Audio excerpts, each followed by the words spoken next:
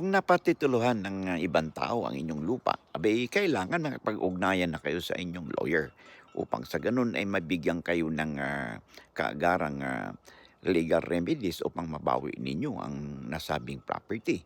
Kasi kung sa inyo talaga yun, lalo pa kung kayo naman ay merong papel na hawak o halimbawa, meron kayong tax declaration certificate at ang lupang ito ay matagal nang nasa inyong possession for the last 10 years or more, 'no? Abay, maaari kayong mag-file ng petition sa korte para maipa-declare na null and void or ipa-cancel ninyo ang titulo ng ang nasabing titulo at magkaroon at ibalik po sa inyo ang inyong property. So, may pag-ugnayan kayo sa inyong lawyer 'no, upang sa gano'n makapag-file ka ng petition for the cancellation of the title and the reconveyance of that property in your name. Lamang na kayo 'pag may alam sa batas.